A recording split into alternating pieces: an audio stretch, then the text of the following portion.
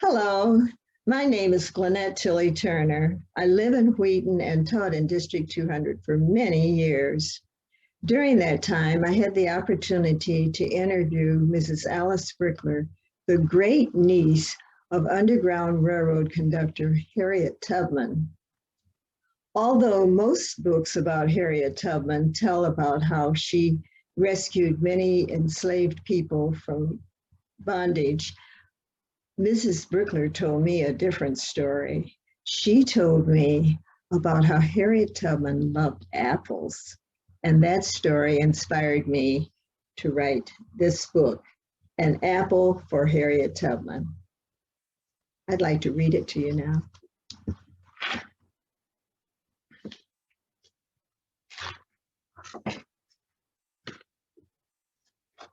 Harriet was born into slavery around the year 1820. Her parents, Ben and Rit Ross, were enslaved on the Broadus plantation in Maryland. Because their parents were the property of Edward Broadus, Harriet and her brothers and sisters belonged to him too, the law said.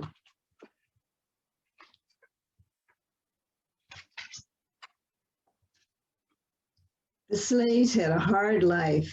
They chopped down trees, cleared swamps, tended the tobacco fields, and did all the other jobs on the Broadus plantation. The slaves didn't get paid and had to do everything their overseers told them to do. Even children had to work. When Harriet was only 7, Edward Broadus sent her to work for an unkind woman named Miss Susan. One of Harriet's jobs was to sit up all night taking care of Miss Susan's baby, so her crying would not wake her mother.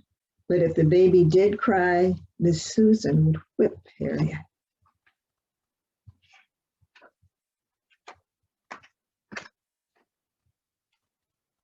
Later on, Harriet worked in the fields. She liked working outside where she could feel the fresh breezes and see the sunshine and watch birds fly free. Picking apples was her favorite outdoor job. Whenever she held a shiny red apple in her hand, she wished, oh, how she wished, she could take a big bite out of it. She longed to know if it tasted as good as it looked. She didn't like the fact that she and the other slaves were expected to pick, wash, and polish these luscious-looking apples, but were forbidden to eat any. She didn't think it was fair that slaves did all the work and the family in the big house got to eat the apples. Each day, as Harriet picked and polished apples, she looked for a chance to crunch into one. One day, when the overseer was walking down to the other end of the orchard, she thought, this is my chance.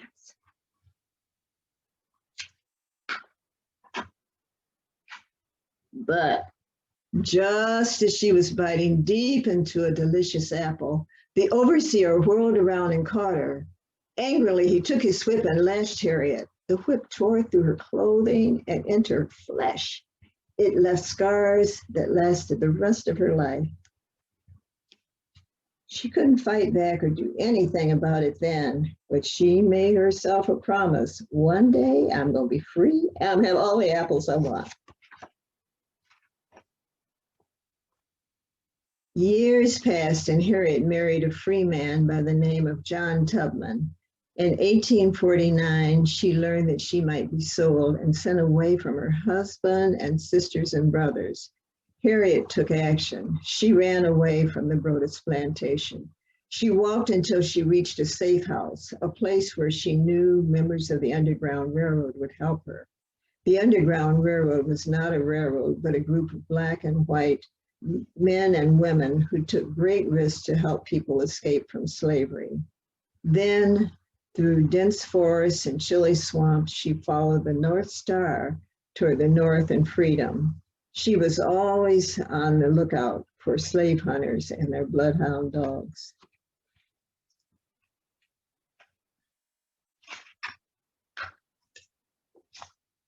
Later, Harriet was hidden in a farm wagon and taken to another safe house. Finally, she reached the Delaware Bay in the state of Delaware. A boatman helped her to cross to New Jersey. From there, she made her way to Philadelphia, Pennsylvania. Here in the North, she was free, just as she had promised herself that she would be. But Harriet was not happy living in freedom while her family was still enslaved. She went to work as a maid and a cook. She saved her money and went back again and again to Maryland to free her family and lead many other people out of slavery. It was extremely dangerous for Harriet to do this. There was a huge reward for her capture. The slave holders were very angry that she had become an Underground Railroad conductor, guiding other slaves to freedom, but she and her passengers were never caught.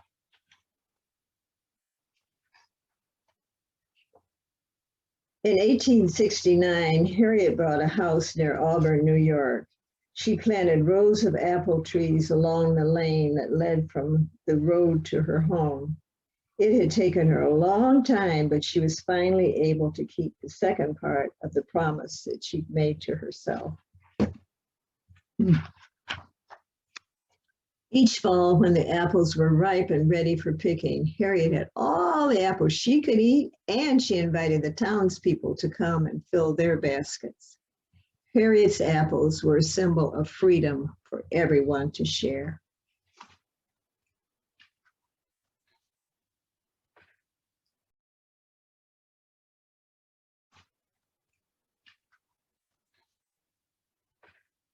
You will enjoy reading this book, and also that you will follow Harriet Tubman's advice, the advice that she gave to her great niece and all the other young people in her life.